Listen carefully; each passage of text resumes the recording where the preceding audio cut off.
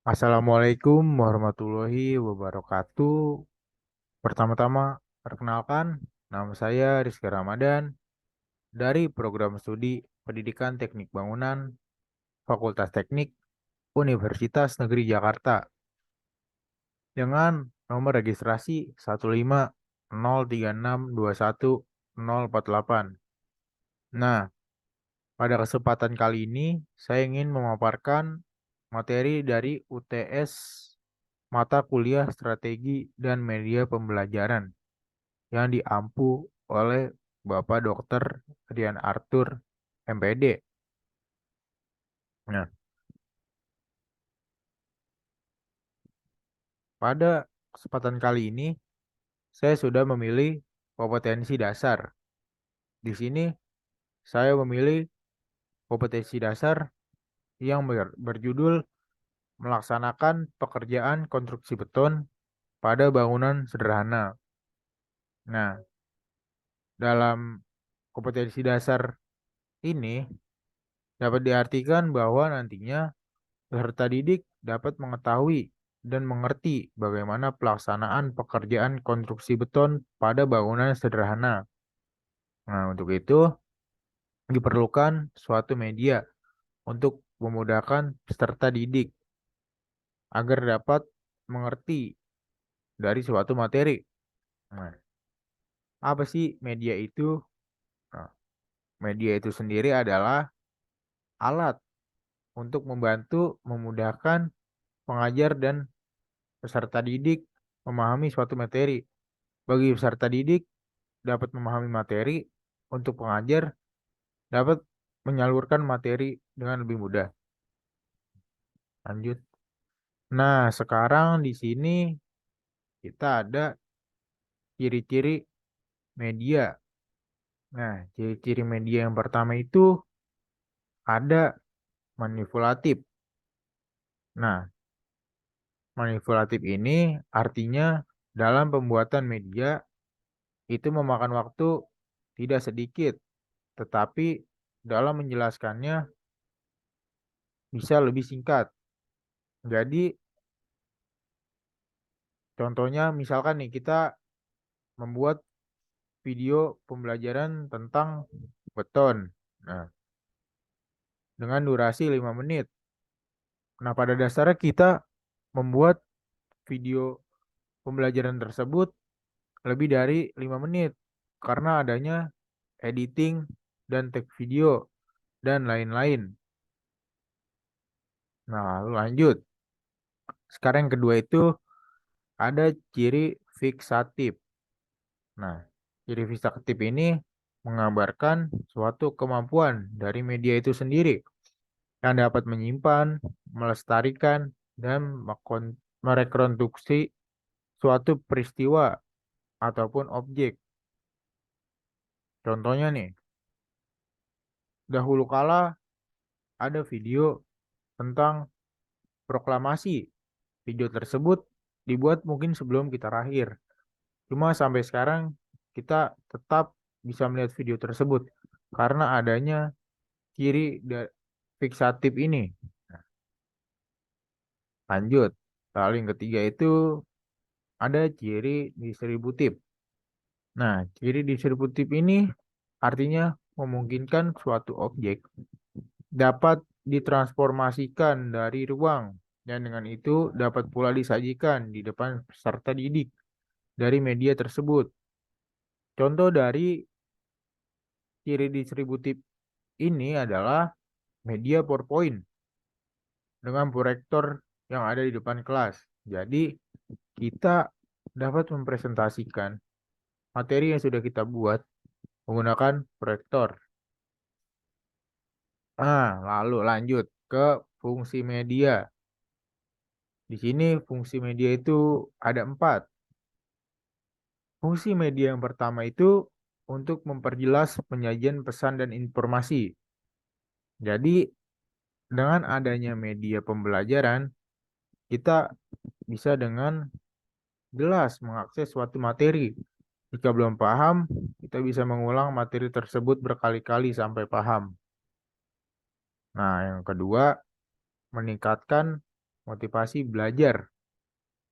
Nah, kita sudah tahu bahwa motivasi belajar setiap peserta didik itu berbeda-beda. Jadi, dengan adanya media pembelajaran, kita bisa membuat gaya pembelajaran yang lebih menarik dengan adanya media. Jadi, belajar tidak terasa membosankan. Nah, lalu lanjut. Di sini ketiga, fungsi media yang ketiga ini ada mengatasi keterbatasan ruang dan waktu.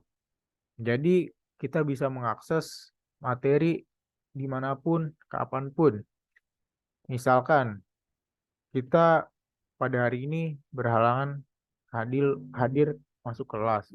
Namun, kita tetap bisa mengakses materi tersebut lewat adanya media. Lalu yang keempat, fungsi media yang keempat ini memberikan kesamaan belajar pada siswa.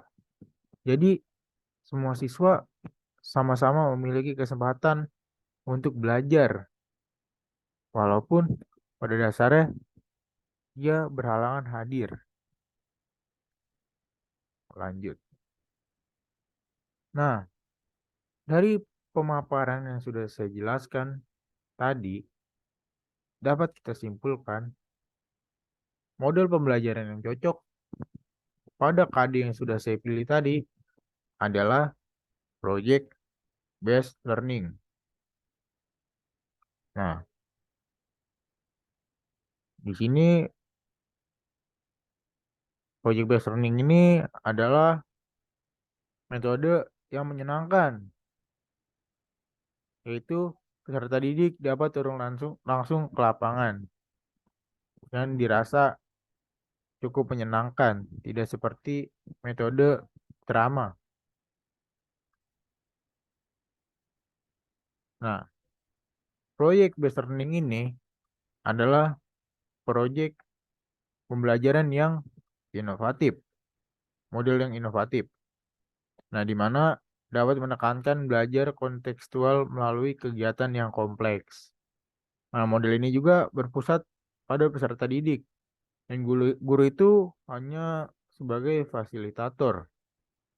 Nah, pembelajaran berbasis proyek biasanya menggunakan suatu masalah sebagai rangka awal dalam mendapatkan suatu pengetahuan dan menginterpretasikan pengetahuan yang didapat berdasarkan pengalaman dalam pengetahuan mandiri. Nah, penggunaan model belajar ini dirasa bisa mendapatkan hasil yang sangat memuaskan atau kadang bisa dibilang sangat berpengaruh jika dibandingkan dengan model pembelajaran dengan cara ceramah. Nah, konsep model pembelajaran berbasis proyek ini membuat peserta didik dapat mengambil keputusan tentang suatu kerangka kerja. Nah, dari situ adanya permasalahan atau tantangan yang diajukan kepada peserta didik. Nah, diharapkan peserta didik dapat menentukan solusi atas permasalahan atau tantangan yang sudah ada. Nah, lanjut. Sekarang kita lanjut ke sintaks.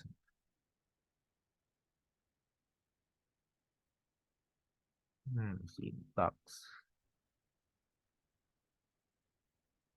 Nah, di sini kita sudah tahu nih tadi model pembelajaran yang cocok pada KD yang sudah saya ambil adalah project based learning.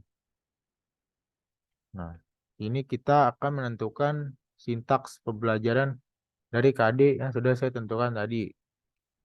Nah, pertama-tama kita harus tahu dulu nih tujuan sintaks. Nah, tujuan dari membuat sintaks pembelajaran adalah untuk memberikan panduan dan aturan yang jelas dalam merancang proses pembelajaran. Sintaks pembelajaran berfungsi sebagai kerangka kerja yang membantu memperjelas langkah-langkah yang harus diambil dalam menyusun materi pembelajaran, memilih metode pembelajaran yang tepat, menentukan tujuan pembelajaran, mengevaluasi kinerja siswa, dan mengembangkan program pembelajaran yang efektif. Nah, dengan adanya sintaks pembelajaran, pengajar dan pengembang kurikulum dapat memastikan bahwa tujuan pembelajaran dapat dicapai dengan cara yang sistematis dan efisien. Nah, sintaks pembelajaran juga membantu untuk memfasilitasi koordinasi dan komunikasi antara pengajar dan siswa, serta membantu siswa memahami proses pembelajaran secara keseluruhan.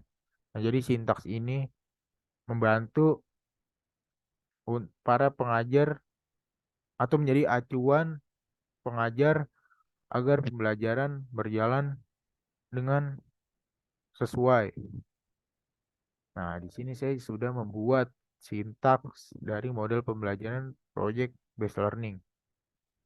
Di sini ada beberapa langkah kerja dan peran guru. Nah, untuk pertama, langkah kerja tahap satu itu ada penentuan. Di sini, guru bersama peserta didik menentukan tema atau topik dari suatu proyek. Nah, misalkan kita akan melakukan pemasangan bata setengah.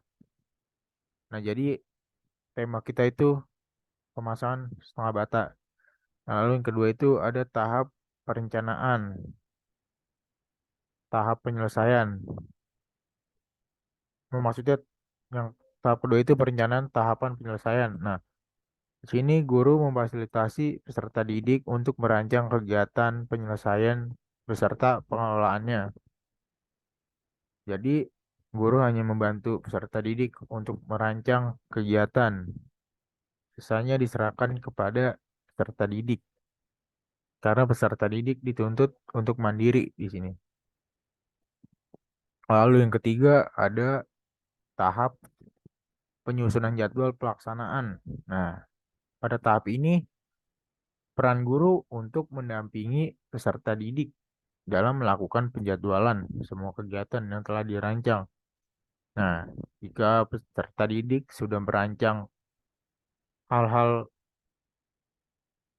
yang pertama dalam membuat suatu proyek, nah, peserta didik bisa melakukan penjadwalan dengan bertanya pada guru agar tetap sesuai dengan acuan. Lalu yang keempat, ada tahap penyelesaian dengan memonitoring guru. Nah, di sini peran guru itu untuk memonitor keaktifan peserta didik dalam melaksanakan rancangan yang telah dibuat. Jadi, guru juga bisa mengecek bagaimana keaktifan peserta didik dalam membuat suatu proyek. Apakah peserta didik tersebut mengikuti dengan baik atau malah justru tidak mengikuti proyek tersebut.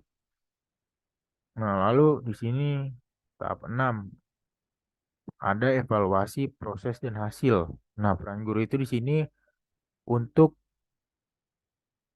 di sini guru dan peserta didik pada akhir proses pembelajaran melakukan evaluasi terhadap aktivitas dan hasil tugas. Jadi,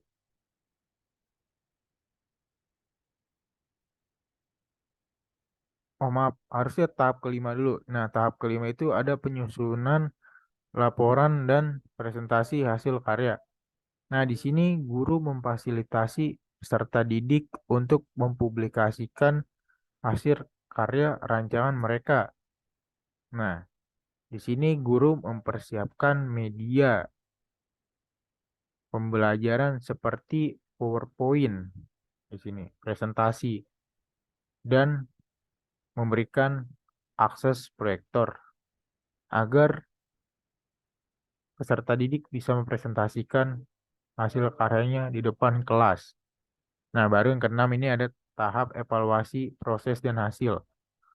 Nah, di sini peran guru dan peserta didik pada akhir proses pembelajaran melakukan evaluasi terhadap aktivitas dan hasil tugas. Jadi, setelah menilai, guru memberitahu apa yang kurang dari proyek yang sudah dikerjakan peserta didik tersebut. Nah, Lalu sekarang kita sudah berada di tahap kesimpulan. Nah, kesimpulan yang saya dapat dari KD yang saya ambil dapat disimpulkan bahwa KD tersebut bisa menggunakan proyek based learning karena di situ ada kata melaksanakan. Kita ambil contoh, misal instruksinya. Untuk instruksi dalam pelaksanaan pekerjaan dinding setengah bata kepada peserta didik. Nah, sebagai berikut. Satu, buatlah dinding setengah bata dengan menggunakan skala dinding 100 cm kali 100 cm. Nah, untuk bahan yang dapat digunakan adalah dapat menggunakan bahan yang sudah disediakan. Nah, yang ketiga, buatlah kelompok yang beranggotakan 2 orang. Instruksi keempat, kemudian buatlah laporan dari hasil pekerjaan peserta didik. Itu contohnya. Jadi di sini contohnya itu membuat batas tengah dinding yang akan menjadi proyek untuk peserta didik. Nah, mungkin itu saja yang dapat saya sampaikan. Kurang lebihnya mohon maaf. Wabillahi taufiq walhidayah. Wassalamualaikum warahmatullahi wabarakatuh.